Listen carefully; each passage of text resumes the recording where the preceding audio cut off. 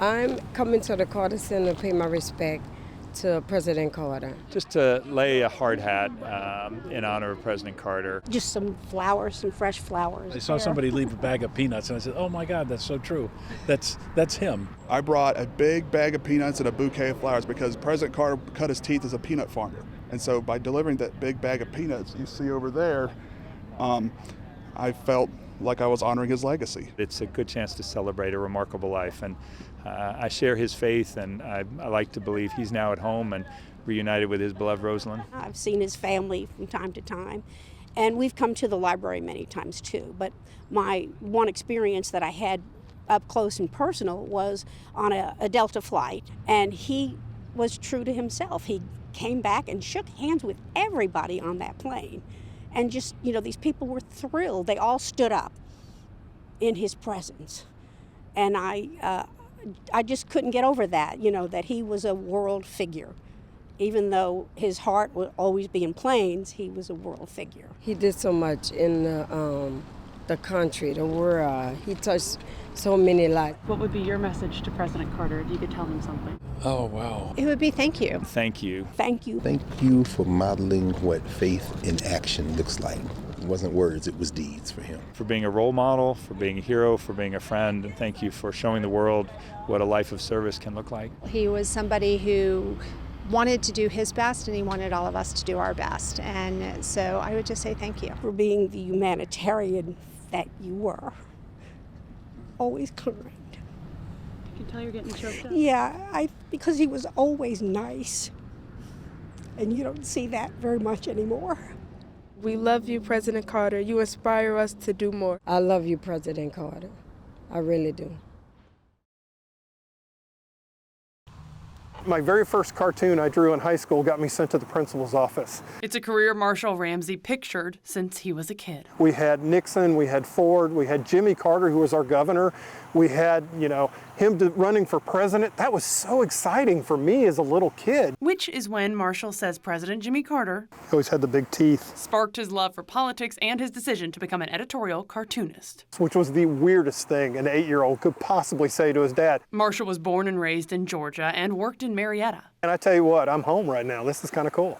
But it wasn't the job he had planned. This was my sketch. Or sketched out for himself. Ended up as a high school janitor because I couldn't find a job. The now editor-at-large and editorial cartoonist for Mississippi Today. His big smile like that. Still draws back to his Georgia roots. This time last year, while I was here in Woodstock, of course Rosalind passed away. And so I ended up doing the cartoon of her from here as well. And like I did yesterday when I drew the cartoon here. When he learned about the former president's death, it was a love story for the ages. He knew what he had to illustrate. Every aspect of his life has been just for the record books. But his love for his wife, to me, and the fact that you knew how much he missed her, I wanted to make sure that I had them reuniting. Marshall says his cartoons have drawn up overwhelming responses. And it's just a reminder that no matter what we do, what you do, we're all artists. We all are given a blank canvas that every single morning that we have the ability to create a piece of art in our lives, whether it's if you sell cars or sell homes or if you work in a factory, you can create something that can make a difference in someone's life. Just as President Carter created for him. Molly Oak, 11 Alive News. Inside Manuels Tavern. We are right down the street from the Carter Center. President Jimmy Carter's presence is still alive. Carter announced his run for governor here in the 70s. His bond with the owner Manuel grew over politics. It's always kind of rumored that he built the Carter Center next to his good friend Manuel's place. And Manuel was in politics, so they sort of had like an even playing field. And this local watering hole where both of them could just sort of hear from the ground up what needed to be done. But it was the president's humility that left a mark here. It feels very humbling to know that my grandpa was such good friends with somebody who just cared so much. Megan Malouf remembers meeting Carter during his New Year's Eve party at the tavern. Mr. President, it's so nice to meet you. And instead of a shake, he goes in for a hug and he kissed me on the cheek. And because it was New Year's Eve, I call it my New Year's kiss.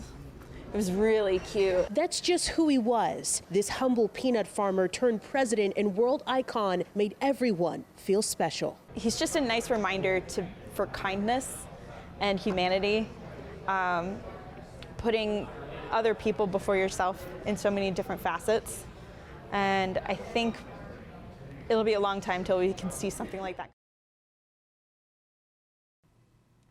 Sumter Sheriff Eric D. Bryant says President Carter is finally resting. The community sees him as a man that will not stop.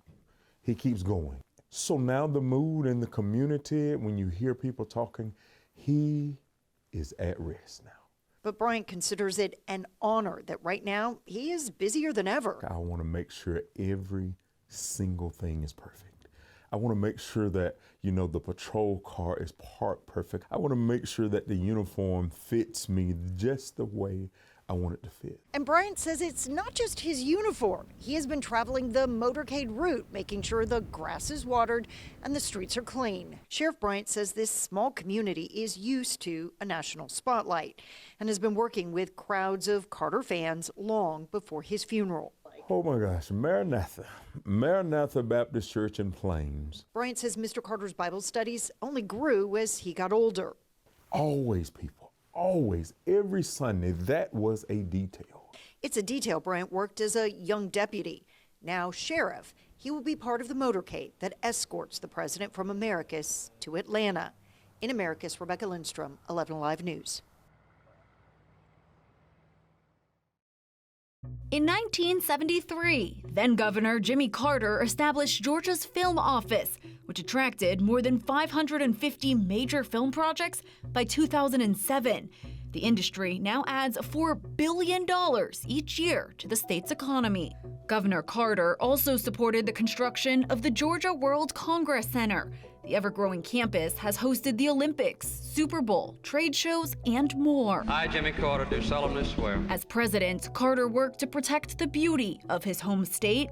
He signed a bill establishing the Chattahoochee River National Recreation Area. A highlight of my life was going to the White House to see then President Carter sign the bill. Then, President Carter signed legislation creating the Martin Luther King Jr. National Historical Site here in Atlanta.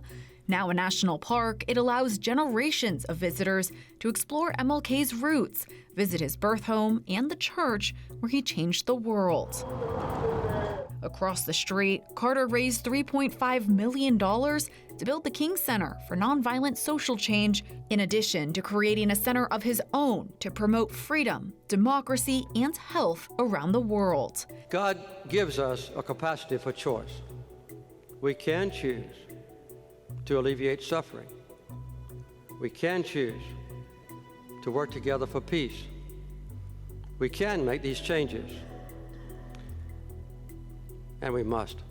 In Atlanta, Grace King, 11 Alive News. With a world of options at his fingertips, President Jimmy Carter chose over and over again to receive his medical care near his childhood home in the small town of Americus at Phoebe Sumter Medical Center. CEO Carlisle Walton says even with Secret Service pressure and private backdoor entrances, the president was never one to demand a low profile. He was never the traditional politician. He was just Jimmy Carter, the person. And he just wanted to say hi, and people would chat with him. And the doctors are saying, okay, we need to examine you, sir, and get you taken care of. Phoebe Sumter is where the president first entered hospice care, and where Mrs. Carter's funeral procession began too. One of the legendary stories is that Miss Roslyn always wanted to be with him when he was in the hospital, because they said whenever it was not required, we never slept apart. One of the singular honors of my life will be that, one day he asked me to pray with him when he was here in the hospital. Mr. and Mrs. Carter were not only patients, but also longtime donors to and advocates of the hospital. When a tornado decimated the facility in 2007, the Carters helped rebuild it into the campus it is today, and their support never wavered. When he was diagnosed with cancer, for example, the local folks started a fundraising campaign to support the treatment that he needed. and he directed some of those funds that were raised towards the Phoebe Cancer Center because he wanted local health care to be available for those who needed it. Tell me about what it's like being the temporary resting place for President Carter now. Can think of no greater honor. What do you think President Carter's legacy is? How would you summarize it?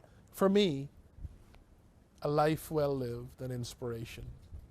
And if I can just, in my life, capture a microcosm of the difference he has made around the world, then I can say that I had a life well lived too.